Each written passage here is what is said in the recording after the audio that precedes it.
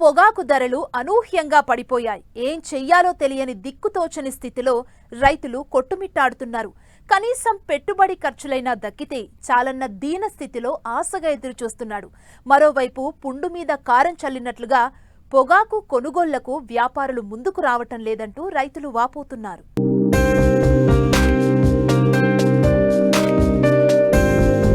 నాటు పొగాకు సాగు చేసే రైతులది చిత్రమైన పరిస్థితి. దిగుబడి ఎక్కువ వచ్చిందని ఆనందపడాలో లేక పంటను కొనేవారు లేరని బాధపడాలో అర్థంగాక లబోదిబోమంటున్నారు. గడిచిన 2 ఏళ్లు నాటు పొగాకు పంటను వ్యాపారులు అధిక ధరలకు కొనుగోలు చేయడంతో ఈ ఏడాది రెట్టించిన ఉత్సాహంతో అధిక వడ్డీలకు అందిన కాడ అప్పులు తెచ్చి పొగాకు పంటను సాగు చేశారు ఏలూరు జిల్లా నూజివీడు, ముసునూరు మండలాల రైతులు. ఇదే సమయంలో పెట్టుబడి వ్యయం పెరిగింది. గతేడాది ఇదే సమయంలో క్వింటాల్ పొగాకు ధర 30,000 పలకగా ఈ ఏడాది కొనుగోలు చేసేందుకు వ్యాపారులు ముందుకు రాని పరిస్థితి ఉందని రైతులు వాపోతున్నారు. మా తాతగారి కాడి నుంచి కూడా ఈ నాటు పొగాకు అనేది మేము పండిస్తూనే ఉన్నామండి. అప్పుడు ఖర్చులు అప్పుడు ఉండే, అప్పుడు రేట్లు అప్పుడు ఉండేయండి. అయితే పోయిన సంవత్సరం నవంబర్లో పడిన తుఫానికి వేసిన తోటలన్నీ ఆ వర్షానికి తోటలు మొత్తం చనిపోయినాయండి. పోయిన సంవత్సరం చనిపోయిన తర్వాత పరిగేరిన నారులు అనేవి తీసుకుని అట్లా కొంతమంది రైతులు వేసారండి. అప్పుడు కూడా మేము నష్టపోయాం. చాలా మంది నాలాగా నష్టపోయిన రైతులు ఉన్నారండి. పోయిన సంవత్సరం 60-70 వేలు అమ్మిందండి పుట్టి పొగాకు. అంటే కింటాల్ లెక్క వచ్చేప్పటికి 30,000 చిల్లర ఉంటుందండి కింటా. దాని మీద ఈ సంవత్సరం కూడా మార్కెట్ ఉంటుందనే అవగాహనతో రైతులందరూ మళ్ళీ వేసారండి. దిగుబడులు అయితే 15 క్వింటాల వరకు వచ్చినాయండి. వస్తే ఈ సంవత్సరం మళ్ళీ ఈ పొగాకు అడిగిన సౌకర్యం లేడండి. అసలు దీని ఖర్చు వచ్చేపాటికి మనకి 1,00,000 దాటిపోతుందండి ఎకరానికి. కూలి ఖర్చు మనిషికి 1,500 అండి. మనిషి కోచి కుడితే 20 తాళ్ళు కుడతాడండి. 1,500 కూలి అండి మనిషికి.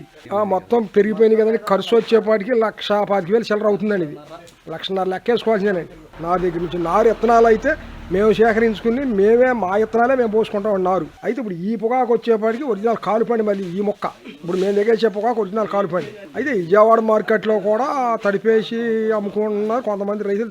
ద్వారా సౌకర్యం తీసుకున్నారు కూడా దీన్ని. 15,000 ఉన్నా కానీ మనకి సరిపోద్దండి, గిడద్దండి రైతుకి. ఏం చేద్దాం అనేది అర్థం కాదు. ఇప్పుడు దీన్ని ఏం చేయలేం కదండి. మరి దీన్ని తీసుకొచ్చి లోపల వేసుకోవడం తప్ప మేము చేయగలిగింది ఏం లేదండి. దీన్ని ఈ పొగాకు వల్ల నిరుడు కొంచెమే పడింది. డిసెంబర్ 7వ తారీఖున పెద్ద తుఫాన్ వచ్చి పోయింది. ఎకరానికి వచ్చి 300-400 పడిందండి. ఈ సంవత్సరం వర్షాలు లేవు, కతి బాగానే ఉందిరా అనుకున్నసరికి రేట్లు లేవండి. కింటాకు వచ్చి 14,000, 15,000 కూడా పడతలేదండి.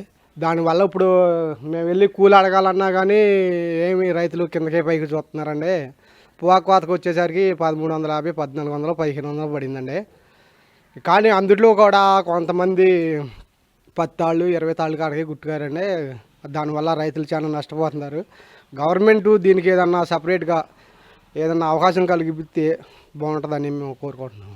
మేము పొగాకు పనులు బాగా చేస్తామండి. మేము లేచిన కాడ నుంచి చేసేది అదేనండి వర్క్. అయితే మేము చేసే పనిలో రేట్ అయితే మాకు గిట్టుబడి ధర ఇస్తున్నారు కానీ రైతులకు అయితే గిట్టుబడి ఉండట్లేదండి. ఎందుకంటే మేము చేసే పనికి వాళ్ళు ఫలితం ఆశిస్తున్నారు కానీ వాళ్ళు చేసే పనికి వాళ్ళు ఫలితం ఆశించలేకపోతున్నారు. ఎందుకంటే రైతులకు గిట్టుబడి ధర అనేది ఇవ్వట్లా. ఒకటి కూలోళ్ళ రేట్లు అనేది అధికంగా పెరిగిపోయినాయి. కూలోళ్ళకి ఇవ్వటానికి ఏమో వాళ్ళు ఇబ్బంది పడుతున్నారు. వాళ్ళ దగ్గర కొనాలంటే సాగుకారులు ఏమో రావట్లేదు. ఈ పొగాకుని ఏం చేయాలో ఏంటో వాళ్ళకే తెలియట్లా. అలా తెలియక పొగాకులు మొత్తం తీసుకొచ్చి గొడవలో వేస్తున్నారు.